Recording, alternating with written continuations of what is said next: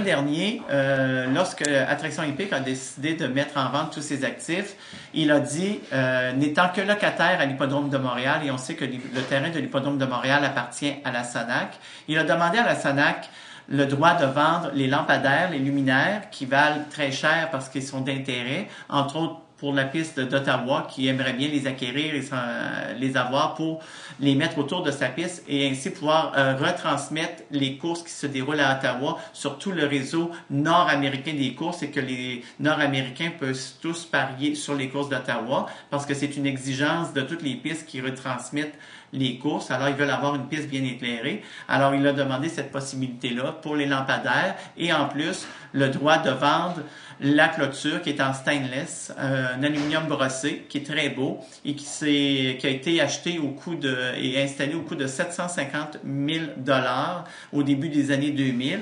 Et évidemment, il faut comprendre que cette clôture-là est boulonnée, c'est donc immobile. Alors, il a demandé l'autorisation. Et ce qu'on sait, c'est que les avocats de la firme d'avocats qui travaille pour la SONAC, McCarthy Tétrault, a eu le mandat du CA de la SONAC de traiter de la demande. Alors, évidemment, en bon juriste, ils ont dit non. C'est un actif qui doit rester avec le terrain. Donc, il ne peut pas les vendre. C'est un actif immobile et dans ces conditions, il n'a pas l'autorisation de vente. Alors, s'acharnant, il est un homme très acharné et voulant toujours avoir gain de cause, Attraction Hippique a toujours maintenu le cap.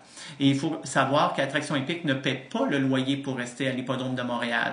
Le coût du loyer était 1 $ par année plus l'équivalent des taxes municipales. Depuis le 1er janvier dernier, il ne faisait pas les versements requis à la SONAC pour occuper les lieux, mais on le laissait toujours jouir des lieux. Mais en plus, ce qu'on a appris, c'est qu'à la fin octobre, il a obtenu du président de la SONAC le droit de démanteler la clôture. Alors, il a... Sans contrepartie. Sans payer.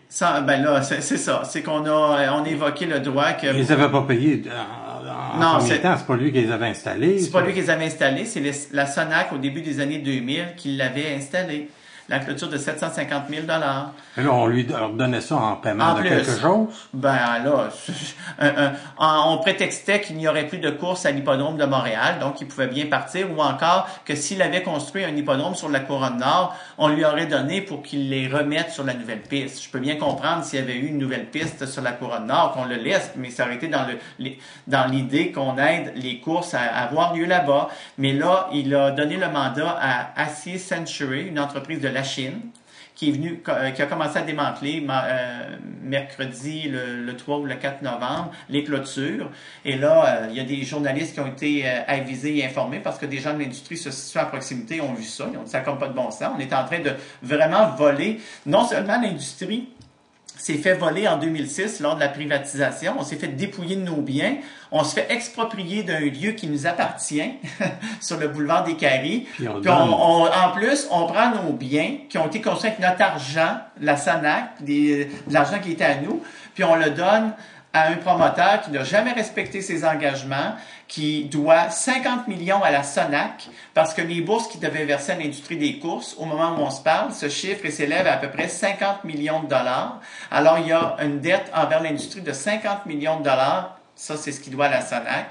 Et en plus, on lui permet de partir avec la clôture vendue pour de la ferraille. Alors que... Donc, elle a été vendue quand même. Elle a été vendue, autorisée. Mais là, les pressions ont fait... À quel prix? 40 cents la livre. OK? C'était vendu à 40 cents la livre pour de la ferraille. C'est-à-dire combien au total? Là, il n'a pas été démantelé au complet parce que après que le milieu politique eût été informé, il y a eu un arrêt des travaux. Je veux dire, là, à un moment donné, le gouvernement, c'est beau de se faire charrier pour faire rire de soi, mais il y a toujours bien des limites. Mais là, ce qu'on sait, c'est que le dossier n'est pas encore réglé. Et moi, ce que j'ai su de la bouche du président de la SONAC, c'est que tu penses toujours bien pas qu'on va aller dépenser de l'argent en cours pour une hostie d'histoire de clôture. C'est les propos qu'il m'a dit au téléphone. Je lui ai dit, oui, mais il dit, on a assez perdu d'argent de même. Et moi, je lui ai répondu, je comprends que vous ayez perdu de l'argent, mais c'est en quoi? Vous devriez, et vous, pour cesser l'hémorragie, garder la clôture, puis vous-même la vendre, ça va vous faire des revenus, puis vous êtes capable d'aller chercher un meilleur montant.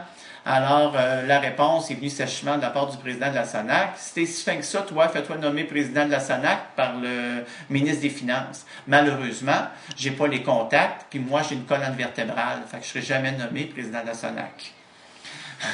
L'histoire d'une clôture, c'est parce que c'est le principe qu'il faut regarder. La valeur, c'est une chose, mais il y a une question de principe, là. Un locataire qui paie pas son loyer, le propriétaire ne le laisse pas partir en plus avec tous les comptoirs, les portes et les fenêtres, même s'ils valent bien cher.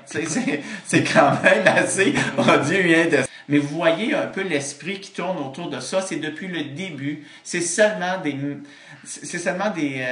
des choses qui sont faites à l'encontre de l'industrie, qui deviennent à la longue lourdes à porter par des gens qui ont investi depuis 100 ans des sommes incommensurables là, d'énergie, de temps, puis de 200 millions d'actifs immobilisés dans toutes les régions du Québec par les fermes. Puis en un an, ce gars-là a démoli une industrie et le gouvernement n'a jamais dit mot. Et regarde ça aller. Puis la SANAC n'a jamais défendu. La mission de la SANAC, c'est de faire la promotion de l'industrie des courses de chevaux. C'est la mission, c'est la raison pour laquelle la SANAC existe. Et jamais la SANAC n'a défendu les intérêts des gens de chevaux. Et la SANAC, aujourd'hui, possède le terrain à Montréal. Et je suis d'accord avec l'allocation des terrains, comme je le disais tout à l'heure, pour le groupe U2. Mais je veux dire, c'est le seul endroit qui, le temps de nous relocaliser, nous permettrait de refaire des activités pour repartir de notre industrie.